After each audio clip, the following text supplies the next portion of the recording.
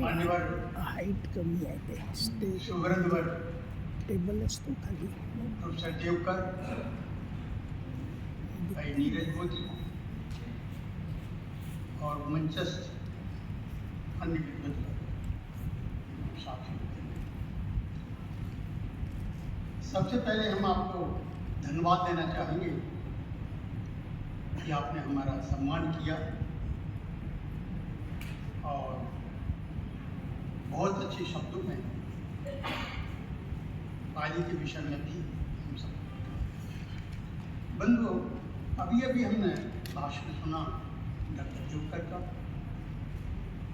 Doctor Devkar अपने आप में पाली और बौद्ध साहित्य के प्रगल्भ विद्वान हैं और कुछ चीज़ें, कुछ तथ्य उन्होंने जो रखे उस पर कुछ थोड़े से प्रश्न भी खड़े होते हैं और वो जो प्रश्न खड़े होते हैं वे पाली को ठीक तरह से समझने के लिए आवश्यक भी है। एक शब्द बार बार आया कि क्या पाली को अभिजात भाषा कहा जाए? मैं मराठी का तलस्पर्शी ज्ञाता तो नहीं हूं, लेकिन यदि अभिजात शब्द का अर्थ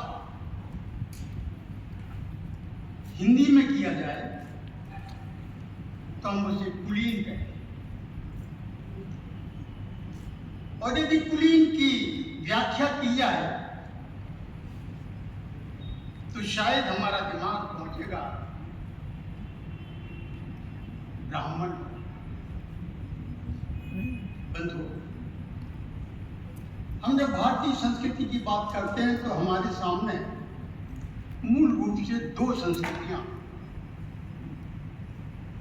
एक श्रमण संस्कृति और दूसरी ब्राह्मण संस्कृति।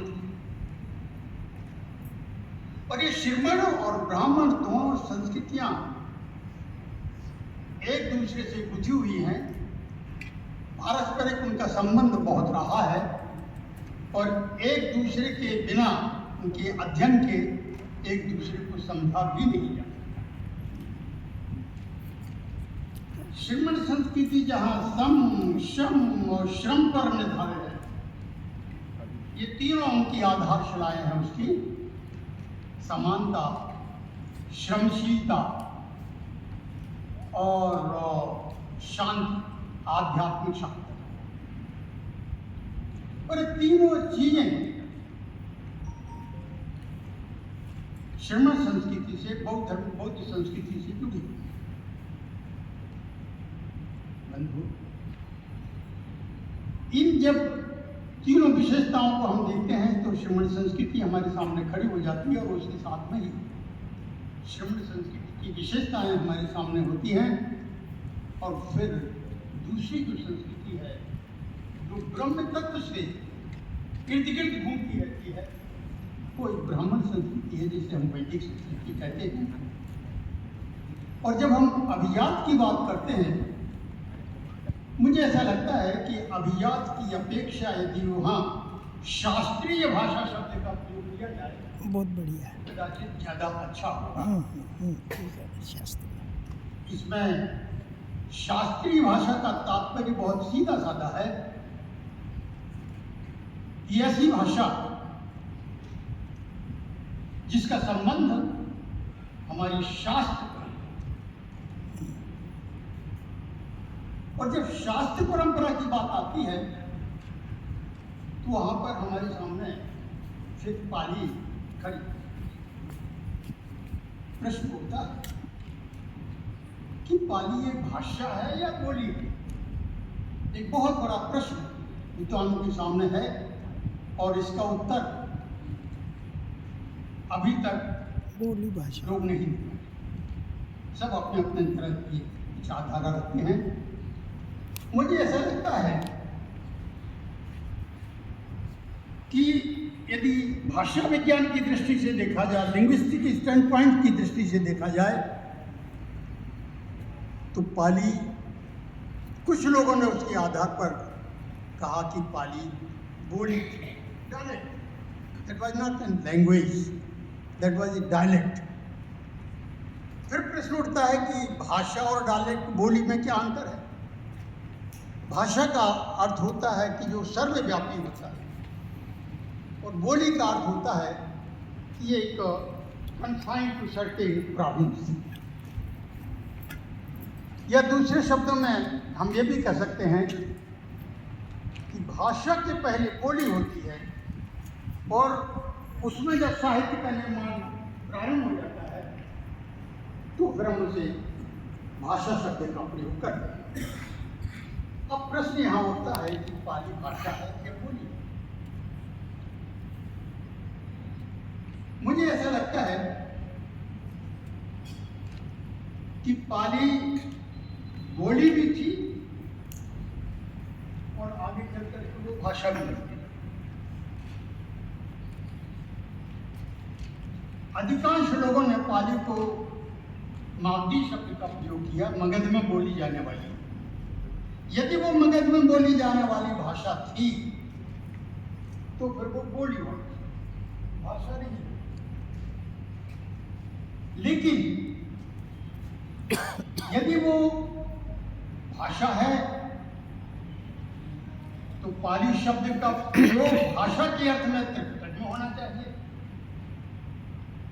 लेकिन त्रिपिटक में पाली शब्द का प्रयोग भाषा के अर्थ में मुझे तो देखने नहीं। अट्ठी कथाओं में यदि आप एंटर करें तो वहां पर पलियाय शब्द का, पलियाय या पलियाय शब्द, और ये धीरे धीरे ये शब्द पाली के रूप में प्रचलित हो गया। पाली का अर्थ बहुत सीधा साधा है, जो हमारी शास्त्रीय परंपरा का रक्षण करे। शास्त्रीय परंपरा का रक्षण करने वाली कोई भाषा है तो उसे पाली कहते हैं। अब आप देखेंगे कुछ लोगों ने पाली को मगध का कहा, कुछ लोगों ने उज्जैन का कहा, कुछ लोगों ने कश्मीर के आसपास के हिस्सों को पाली का एक स्थान बताया। लेकिन प्रश्न ये भी उठता है कि यदि पाली बोली थी तो चारों तरफ क्यों फैली? वो मगध की अकेली बोली नहीं थी, वह बोली कश्मीर तक फैली हुई थी, मध्य देश तक फैली हुई थी, और जब आप दक्षिण तरफ आप जाएंगे तो आप देखिए पराक्रम बाहु का शब्द आता है। अभी हम शीलपतिकरण और संस्कृत का, बौद्ध संस्कृत साहित्य का ये भावना क्रम, राष्ट्रपाल परिपरीक्षा, इस पर अभी काम हम कर रहे हैं। तो इसमें जो पराक्रम बाहु शब्द आता है, शब्द के अंत में जब बाहु शब्द का प्रयोग होता है तो मेरे मन में आया कि ये पराक्रम बाहु, ये शब्द किस प्रदेश से इसका है? देखिए, जब पराक्रम बाहु की बात आती तो इसी तरह से गजबाहु, शिलपतिक्रम में और भावना क्रम में गजबाहु शब्द का प्रयोग आया। जैन परंपरा में भद्रबाहु शब्द का प्रयोग आया। तो ये बाहु शब्द मुझे ऐसा लगता है कि ये दक्षिण का शब्द है, क्योंकि भद्रबाहु की परंपरा बिहार से चलते हुए और दक्षिण तक पहुंचती है, और दक्षिण में हम श्रीलंका को अलग नहीं कहते, दक्षिणवर्ती देशों में श्रीलंका का एक अहम स्थान है। और पराक्रम बाहु, गजबाहु, भद्रबाहु, ये सारी परंपराएं दक्षिणवर्ती परंपराएं। इसका तात्पर्य है कि पाली भाषा, या हम कहें बोली हम कहना नहीं चाहेंगे, हमारे साथ उसका भाषा शब्द का जुड़ गया है। तो पाली भाषा मात्र मगध की नहीं थी, बल्कि उसका प्रचार प्रसार कश्मीर तक, पूर्व से पश्चिम, उत्तर से दक्षिण, समूचे भारत में और समूचे भारत की अपेक्षा उससे भी कहीं अधिक एक समय आया जब पाली का प्रचार प्रसार श्रीलंका, बर्मा, जितनी थेवाद कंट्रीज हैं, वो सब। यही कारण है कि पाली साहित्य एक समय एक पुनरुत्थान वाली बात आती है, बहुत अच्छी बात है। हमारे यहाँ आधुनिक साहित्य में पाली साहित्य प्रायः नहीं। आदि साहित्य में लोगों ने पाली में लिखना यहाँ तो बंद किया, यहाँ पर अब पता नहीं क्यों बंद हुआ, एक अलग प्रश्न आ जाता है। लेकिन थेरवाद कंट्री जितनी हैं, सारे देशों में थेरवादी परंपरा जहाँ प्रचलित है, वहाँ पर पाली में लिखा जाता रहा है और आज भी आधुनिक युग में भी पाली में साहित्य का निर्माण हो रहा है। फिर आपके मन में फिर वही प्रश्न आएगा कि हम पाली को भाषा कहें या बोली कहें। मुझे ऐसा लगता है कि जब ये पिटक परंपरा हमारे सामने आती है तो पाली भाषा के रूप में, क्योंकि पाली एक तरफ मगध के तत्व, मागधी तत्व हमारे सामने है, दूसरी तरफ उसमें अर्धमागधी के भी तत्व सामने हैं, तीसरी तरफ उसमें शैवी प्राकृत के भी सामने हैं। तो फिर हमारे सामने प्रश्न खड़ा होता है कि पाली को हम प्राकृत क्यों कहते हैं। इसमें हमें बहुत गहराई से सोचना पड़ेगा कि पाली,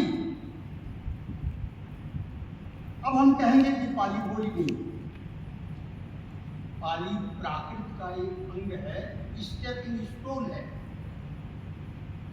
प्रथम काल की बोली पाली कही जाएगी और इसीलिए यहाँ पर शब्द का जो प्रयोग हुआ है, पाली भाषा शब्द का प्रयोग हुआ, पाली बोली शब्द का प्रयोग नहीं हुआ।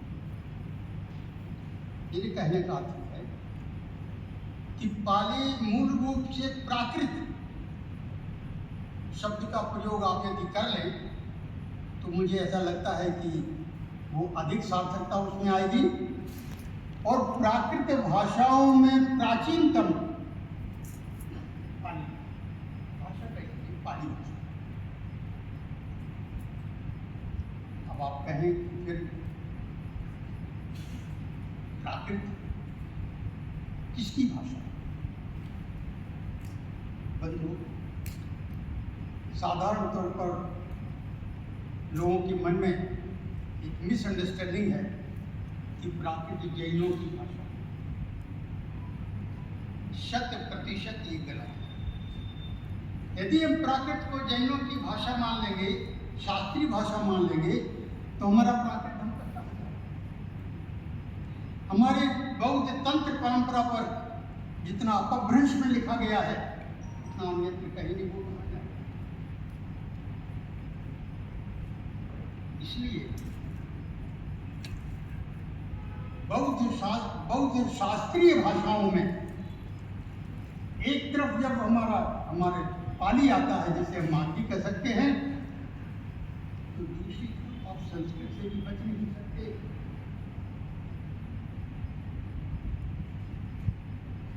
कदाचित हमने जब यहाँ विभाग में था 1985 में हमने प्रपोजल दिया था, एक प्रस्ताव दिया था अपनी यूनिवर्सिटी को यहाँ पर बौद्ध अध्ययन विभाग शुरू करना चाहिए। धीरे धीरे बहुत आप जानते हैं कि राजनीति है और बहुत अनेक वर्षों के बाद बौद्ध अध्ययन विभाग हमारी यूनिवर्सिटी में स्थापित। अब इस बौद्ध अध्ययन विभाग में आपके मन में फिर एक प्रश्न उठेगा कि जब पाली है तो बौद्ध अध्ययन में आप क्या? पाली शब्द का प्रयोग अशोकन इंस्क्रिप्शंस में मिलता है, प्राचीनतम भाब्रू शिलालेख में मिलता है और इन शिलालेखों में पाली शब्द का प्रयोग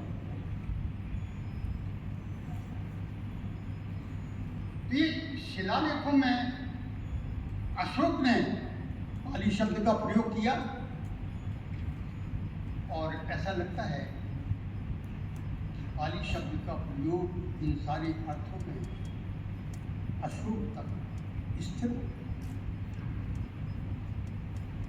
हमें इस पर और अधिक विचार करना पड़ेगा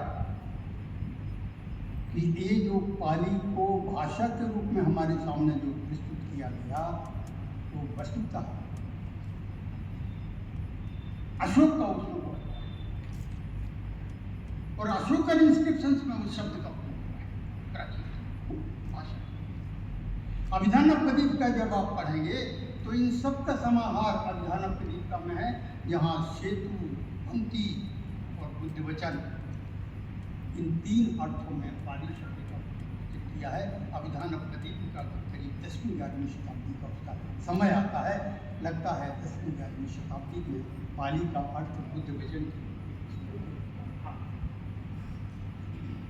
और जैसा हमने आपको कहा, यदि हम व्यापक अर्थ में देखें तो पाली प्राचीनतम प्राकृत है और यही कारण है कि पाली, यदि आपसे पूछा जाए कि बौद्ध साहित्य कहाँ कहाँ है, फिर आप गिनाएंगे कि बौद्ध साहित्य जिसे हम आज पाली कहते हैं या जिसे हम कुल मिलाकर के प्राकृत कह दें, और उसके बाद में संस्कृत। बौद्ध साहित्य, बौद्ध धर्म को समझने के लिए संस्कृत से आप बच नहीं। यदि हमने संस्कृत को छोड़ दिया तो मैं समझता हूँ कि 3/4 आपको बौद्ध धर्म, संस्कृत ब्राह्मण की भाषा नहीं। संस्कृत हमारी भारतीय संस्कृति को बताने वाली एक प्राचीन भाषा है। ये बात अलग है कि वैदिक संस्कृति ने, लेकिन ये भी आप मत भूलिएगा कि यदि संस्कृत को हमने छोड़ दिया तो ना आप महायान में जा पाएंगे, महायान दर्शन और साहित्य में, न आप प्राकृत जो प्राकृत और अपभ्रंश में बौद्ध साहित्य है उसको आप पढ़ पाएंगे। हमें यदि सही स्कॉलरशिप लानी है, उसमें यदि डेप्थ लाना है, तो फिर हमें इन तीनों भाषाओं, पाली, प्राकृत, संस्कृत, इन तीनों को स्वीकार करना। और यदि हमने इन तीनों को स्वीकार किया तो ancient Germany, history, culture and archaeology, ये हमारे साथ बिना आर्कियोलॉजी की आप कुछ नहीं कर सकते, बिना प्राचीन इतिहास की आप कुछ नहीं कर सकते। आखिर पाल राजा कौन था? मुझे तो ऐसा लगता है कि पाली का संरक्षण करने वाला पाल वंशीय राजा, और इसका समय भी वही करीब 8वीं 10वीं शताब्दी के आसपास। और हो सकता है कि इस पाली का विशेष संबंध उस पाल वंशीय राजा थी जो बौद्ध थे और जिन्होंने बहुत बौद्ध धर्म का बहुत प्रचार किया, प्रसार किया। मेरे मन में तो अभी अभी ऐसा लग रहा है कि पाली शब्द का संबंध, जैसा मैंने कहा, पाल वंश से होना, क्योंकि जितना अधिक संरक्षण पाल वंश ने किया है बौद्ध धर्म का और पाली का, उतना शायद। दूसरी तरफ हम अट्टकथाओं को देख नहीं रहे। Repetition on repetition, repetition on repetition हमारे पीएचडी का विषय चल रहा है। हमें अट्टकथाओं का बंधु, अट्टकथा साहित्य कागर है, कागर में सागर भरा। अट्टकथा में सारा का सारा इतिहास भरा, लेकिन चूंकि अट्टकथाओं का ट्रांसलेशन नहीं हुआ हिंदी में, इसीलिए हमारी अध्ययन का विषय हो नहीं पाता।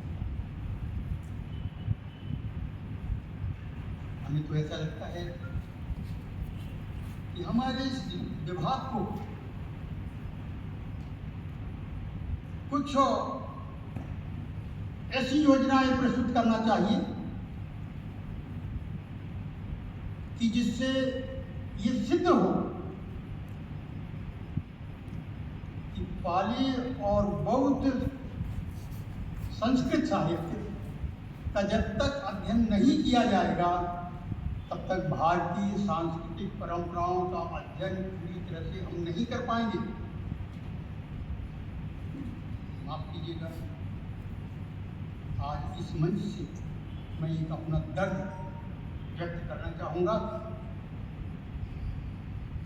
और वो दर्द ये है, आप बताइए कि मराठी में पाली या बौद्ध धर्म पर इतने वर्षों में कोई स्टैंडर्ड बुक लिखी गई, कोई ऐसी बुक लिखी गई, ऐसी पुस्तक लिखी गई जो हमारे सामने मानदंड के रूप में रहे? क्यों? हमें इस प्रश्न, हम तो मोदी से ये कहना चाहेंगे कि एक ऐसा प्रकल्प, एक ऐसी शोध योजना यूजीसी में प्रस्तुत करें जो इस प्रश्न का उत्तर दे सके। हमारे पास बहुत काम करने वाले लोग हैं, उनका उपयोग और ये यदि शोध योजना यूजीसी में रखी जाए तो मैं समझता हूं कि इमीडिएटली आपको बहुत अच्छी ग्रांट मिलेगी। सिंसियरली इस पर मैं सोचो। आज एक और दुख की बात हो सकती है कि हमारा विभाग जैसे एक सूत्रीय कार्यक्रम होता है, उसी तरह से एक प्राध्यापक कार्यक्रम होता है। हमारा विभाग इतना समृद्ध हो गया है विद्यार्थियों की दृष्टि से, क्या कारण है कि हमारे पास विभाग में अन्य नियुक्तियां नहीं हो पाती? क्या कारण है कि हमारे विभाग को सिर्फ एक ही व्यक्ति मिलता है, 2-2, 4-4, 5-5 पोस्ट क्यों नहीं मिलती?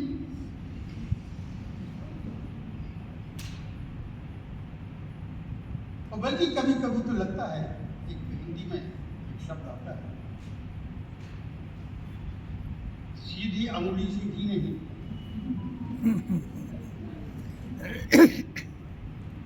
हमें इसके लिए आंदोलन करना होगा। हमारे विभाग में, इस विभाग में प्रोफेसर, रीडर और लेक्चरर, इनका बहुत स्कॉलरशिप। आपको शायद पता हो, दिल्ली यूनिवर्सिटी में बौद्ध अध्ययन विभाग, बुद्धिस्ट स्टडीज डिपार्टमेंट में कितने लोग हैं? 25-26 लोग हैं। वाह, क्या बात है। एक तरफ उस विभाग में 25-26 है, दूसरे विभाग में हमारे पास सिर्फ एक किया। इस पर हमें बहुत ध्यान देना होगा। आवश्यकता पड़े तो आंदोलन करना चाहिए। हमारा विश्वविद्यालय बहुत अच्छा है, वो सबकी सुनता है। और मैं समझता हूँ कि विश्वविद्यालय में प्रगल्भता है, उदारता है, सहृदयता है। और फिर मैं यदि एक शब्द का और प्रयोग करूँ,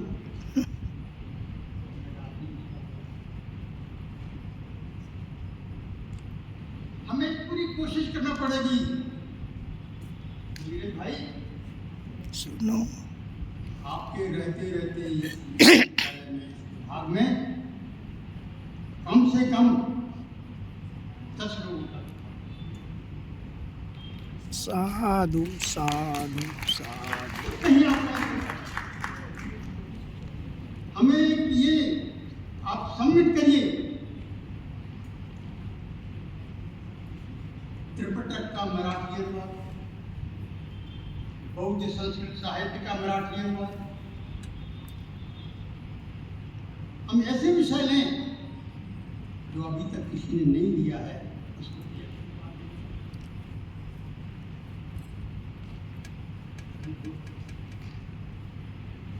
ये सारी चीजें लोग अभी राष्ट्रपाल परिपरीक्षा देख रहे थे। महायान परंपरा के संस्कृत ग्रंथों को आप देखिए, उसमें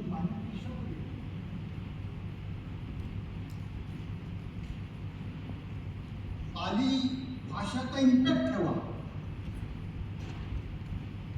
और इम्पैक्ट से हमारा मतलब यह है कि पाणिनि संस्कृत का पूरा प्रयोग वहां नहीं हो पाया। ये कैसा लगता है, जैसे ट्रांजिशन। इस पर काम होना चाहिए, तब लगेगा कि नागपुर विश्वविद्यालय में एक पाली विभाग है और नागपुर विश्वविद्यालय में एक बौद्ध अध्ययन विभाग भी है। हमें सारी बड़ी गंभीरता से, बड़ी उदारता से हमने, जैसे आपको कहा, शायद आपने देखा होगा, प्राकृत धनपद है, करीब प्रथम शताब्दी का। हमने उसका संपादन भी किया, हिंदी इंग्लिश इंट्रोडक्शन और ट्रांसलेशन भी किया। वो प्राकृत धनपद देखने से हमको ये लगता है ये करीब प्रथम शताब्दी में पाली ने भाषा पर, पाली बोली का नहीं था, भाषा पर। तो वस्तुतः पाली मेरी दृष्टि में बोली नहीं थी, बल्कि एक भाषा थी, प्राचीनतम भाषा। उसी को हमने शास्त्रीय भाषा शब्द का प्रयोग किया।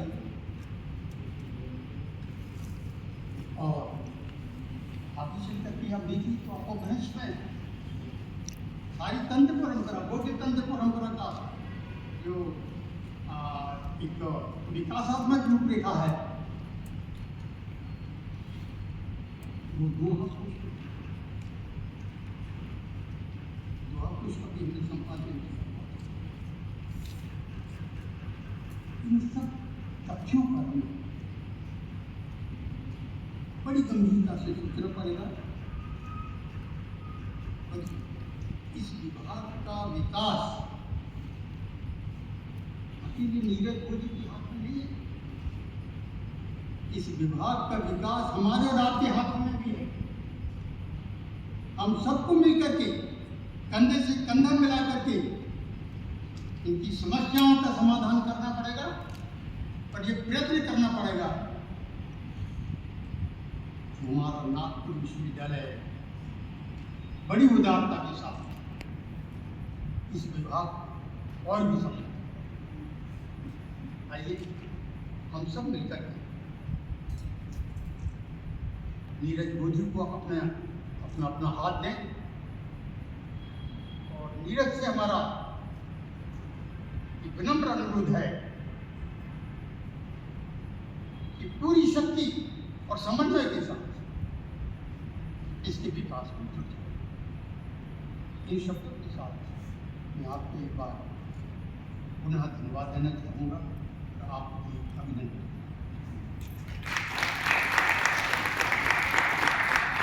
प्राचीन भाषा है और इस भाषा का कैसे विकास करे और विस्तार करे इसके संबंध में डॉक्टर भागचंद्र जैन सर ने हमें मार्गदर्शन किया और हमें अनुमोदित किया। मैं